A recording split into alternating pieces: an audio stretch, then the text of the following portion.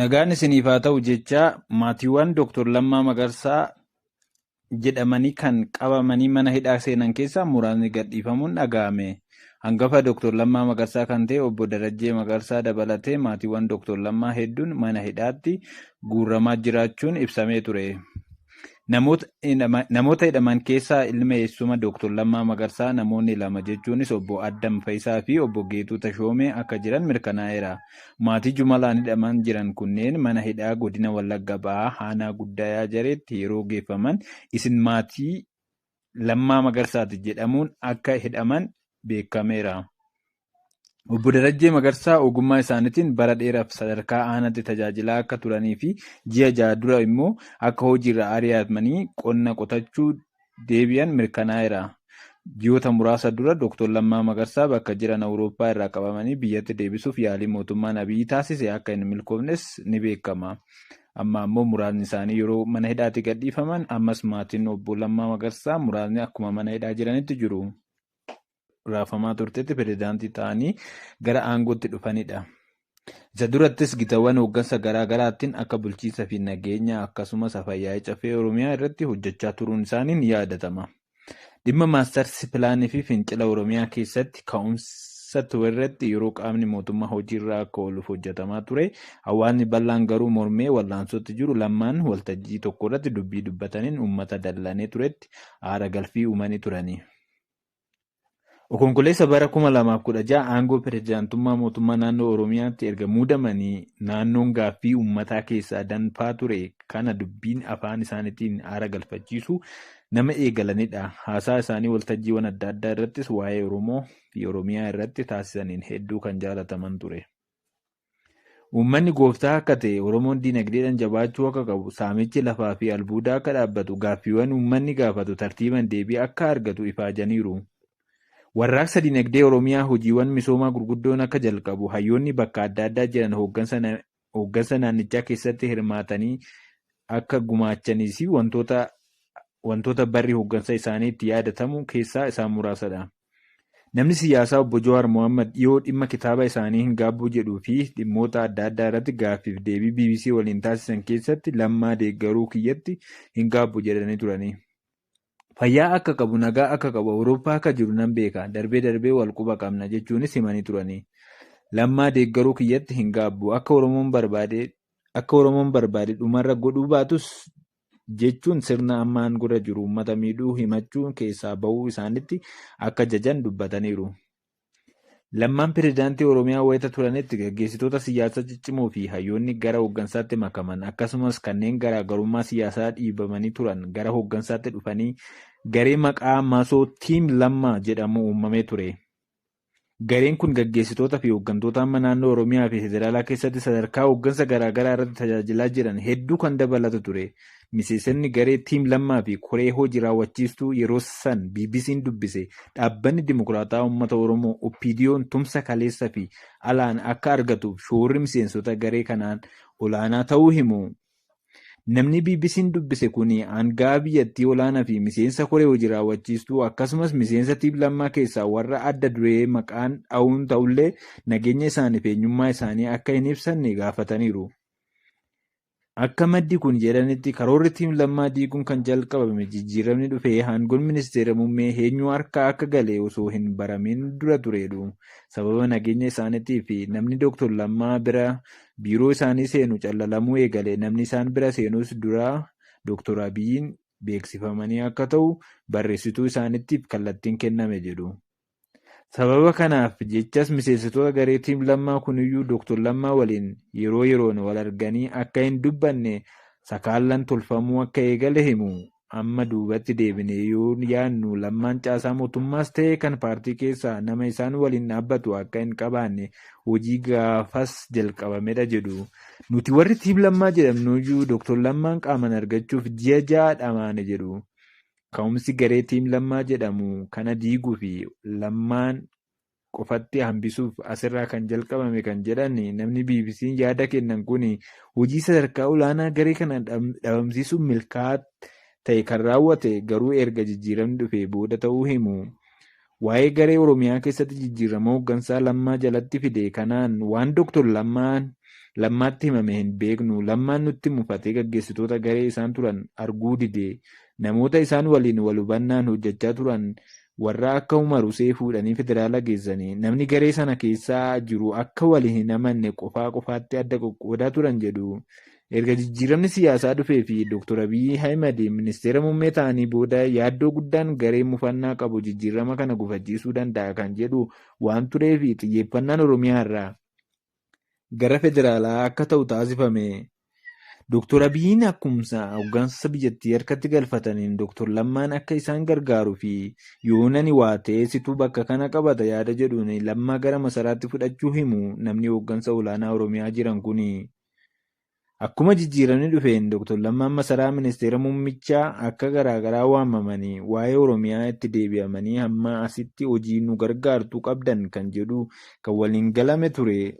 Ji'a sadiif Dr. Lammaa hojii pirezidaantummaa naannoo gabaasuun caasaa gadii isaanii fiduun murteessaa turan malee kallattiidhaan hordofaa hin turre jedhu. Caasaa gadii suni ammoo itti yaadee hojii naannoo Oromiyaa dadhabsiisaa ture jedhu. Borumtaa jijjiiramti caasaa yeroo jijjiiramni hojii hooggansarra ture kanneen yuunivarsiitiilee fi dhaabbilee adda addaa irraa caasaa mootummaatiin makamanii turan dhiibamanii caasaa dulloomaa duraan ture bakka qabachaa akka dhufes yaadatu. Yeroo sanitti gareen kun jijjiirama kana fiduuf warri waliin qabsaa'aa turan ta'uun sodaa guddaan kan turee fi xiyyeeffannaan nama hundaa kan ture dhimma TPLF ta'uun ammoo Dr. Lammaas ta'ee caasaan kaan waan gareen kun Oromiyaa irratti fidu kana amantummaadhaaf fudhachuus ture jedhu. Paartii waggoota hedduuf Oromiyaa bulchaa ture dhaabbanni Dimokiraatawaa Uummata Oromoo yookiin OPDO'n jijjiirama siyaasaa Itoophiyaa keessatti dhufe dura maqaasaa gara Paartii Dimokiraatawaa Oromoo yookiin ODP jedhutti jijjiiree ture. Dhaabni kun maqaa jijjiirrachuun hooggantoota dhaabichaa hedduu birattiyyuu waliigalteen kan simatame hin turre. ODP'n ammoo erga jijjiiramni dhufe paartii badhaadhinaatti baqe. Yeroo sanitti Dr. Lammaan falaasama ida'amuu fi walitti baquu paartilee kanaa ilaalchisuun akka walii hin galle sagantaa reediyoo sagalee Ameerikaa afaan Oromoo waliin afgaaffii taasisaniin ibsuu isaanii ni yaadatama. Jijjiirran gara ODP yeroo sanii ariitii cimaan taasifameen namoota siyaasaa Oromoo keessatti dhageettii qaban hedduu maqaa kabajaan gaggeeffaman jedhuun siyaasa keessaa ari'uu himu.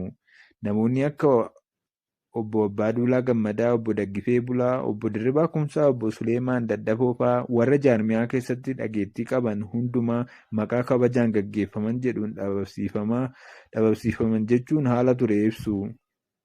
Sababa gaafas tureen dargaggoo hooggansatti fidan kan jedhu Dr. Lammaan shira gaafasii waan sirriitti hubatan natti fakkaatu. Booda namni koree giddugaleessatti dabalame humna dadhabaa fi ajajamaa ture jedhu. Qabxii ijoon erga jijjiiramni dhufee booda Dr. Lammaan fi Dr. Abiy irratti waliigalteerra gahuu dadhabanii fi booda waan Oromiyaa hundi akka duubatti deebi'uu fi Dr. Lammaan aangoo hundarraa akka dhabaman godhe dhimma gaaffii Oromiyaati jedhu. Yeroo sana hooggansa olaanaa naannoo Oromiyaa kan turan namni BBC'n dubbise kun yeroo sana wanti Oromiyaa keessatti hundi dhaabbatee federaala qofa jechaa akka turan himu.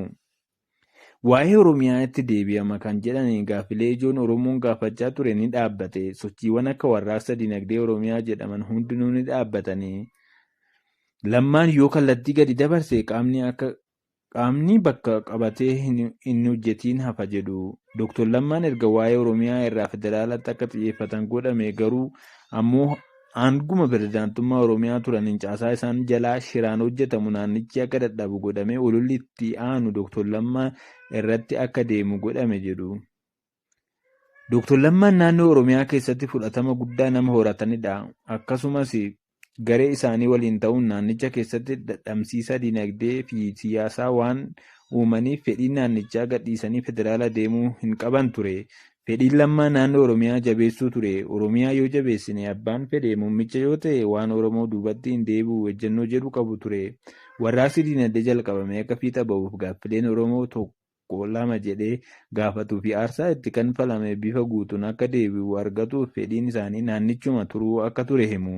Jijjiiramni dhufee kana osoo bakka hin geenye ani yoon waa ta'e gaaffii Oromoo karaa irratti hafaa kanaafuu ati federaala dhufuu qabda kan jedhaniin Dr. Abiy ni kan jedhu Dr. Abiy Lammaa gara federaalatti fudhate.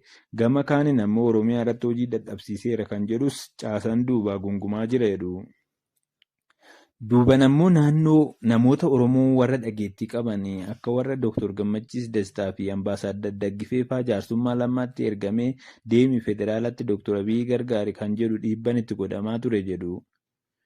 Dr. Lammaan jalqaba yeroo aangoo pirezidaantummaa naannoo Oromiyaa irraa kaafamanii ministeera dhimma alaa akka ta'an akka himamee turee fi karaa hin beekamnee fi fonqolcha fakkaatuun bakka hin yaadamne ministeera raayyaa ittisa biyyaa akka muudaman dubbatu. Erga ministeera raayyaa ittisaa ta'anii muudamanii booda dhageettii fi dhiibbaan isaanii akka gadi bu'ee fi hariiroo ministeera muummichaa waliin qabanis akka malee laafuu yaadatu. Lammaan qabsoon kun karaarraa maqee jira. Muummichi kallattii nuti qabsoofne irra hin jiranii abbaan hirrummaa aaratu ijaaramaa jira kan jedhu namoota itti dhiyaatan waliin dubbachaa turanii.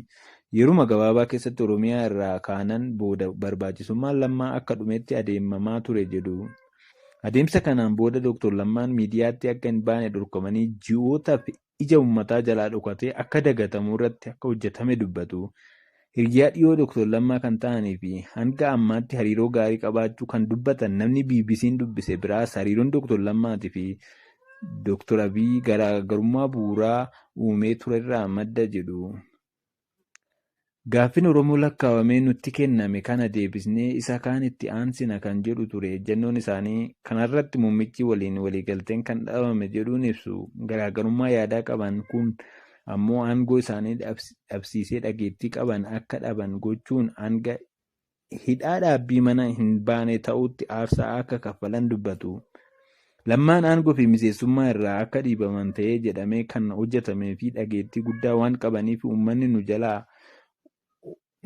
nu caala isaan dhaga'uu danda'a sababa jedhuuni kaafame jedhama. Lammaan dhageettii guddaa waan qabuuf muummicha fuulduras dhaabbatee lakkii kun sirrii miti jechuu danda'a. Yoo inni jedhe immoo namni isa dhaga'a miseensi Lammaaf gurra kennuu danda'a kan jedhu yaaddootu turedhu. Namni miseensa koree hojii raawwachiisuu turan kan akka jedhanitti ammoo Lammaan aangoo fi miseensummaa keessaa rukutamee ba'uun miseensa isaanii gadi jirutti sodaa fi yaaddoo guddaa kan uume akka ture dubbatu. Muummichi Lammaa nama ammana ga'u kan rukutee aangoorraa ari'e nu ammoo lafumarraa nu balleessuu danda'a kan jedhu miseensi kan biraas sodaa guddaa itti uume jedhu.